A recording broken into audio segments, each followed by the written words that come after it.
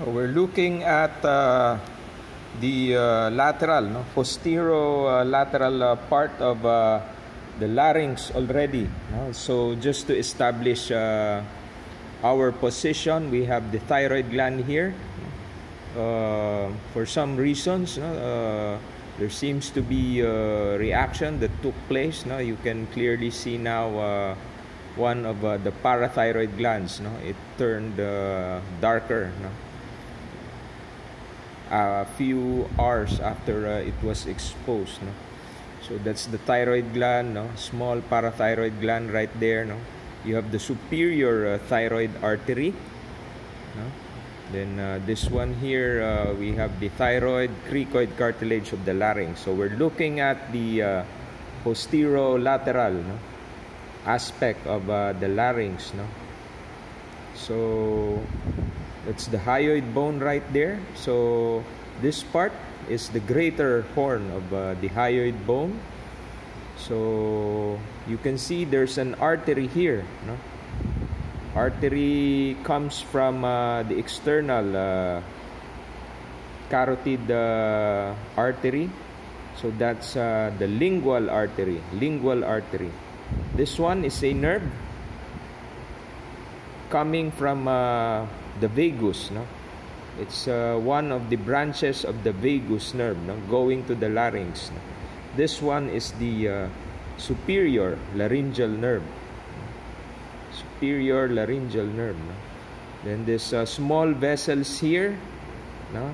The artery there is a branch coming from the superior thyroid artery.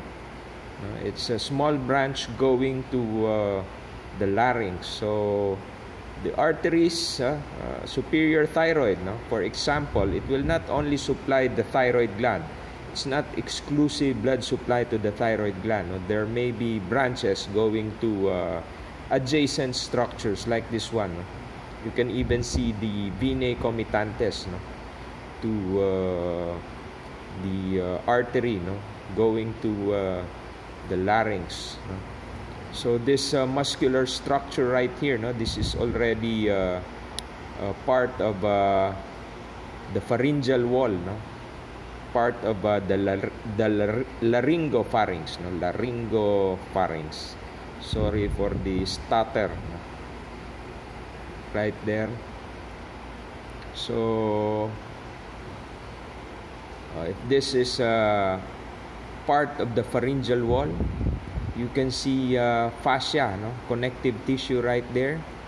Part of the prevertebral fascia also, and there is a space, with the loose connective tissue in that area. That is the retropharyngeal space, retropharyngeal. It is one of the clinically important spaces, related to the fascial planes of the neck. If there are infections in the mouth and throat area, the infection can spread via this fascial planes and reach the mediastinum, causing mediastinal infection and affecting the mediastinal structures, including the heart. So this fleshy mass right here, that's already part of the base of the tongue, that is muscles of the base of the tongue attached to the hyoid bone right there. Again, that's the greater horn of the hyoid bone. So to review the structures, lingual artery, superior laryngeal nerve, coming from the vagus. Then we have a small laryngeal branch, coming from the superior thyroid artery. So the external carotid artery again, is the artery that will have branches going to the head and neck. So we have identified the three branches of the external carotid: superior thyroid, lingual artery, and the other one is facial artery. This artery right here that was cut, So the other branches, no, of the external carotid artery, no. So you have superior thyroid, lingual, facial artery. Ascending pharyngeal is another branch. Occipital, no, it has a branch going to the back of the head, the occipital branch. And then we have the posterior auricular artery. Then we have the superficial temporal artery. Last branch is the maxillary artery, no, which lies deep in the face. So I have mnemonics, no, for easy recall of the branches of the external carotid artery.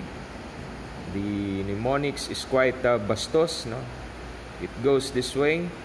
She lies flat as Orly's penis slips into Maria.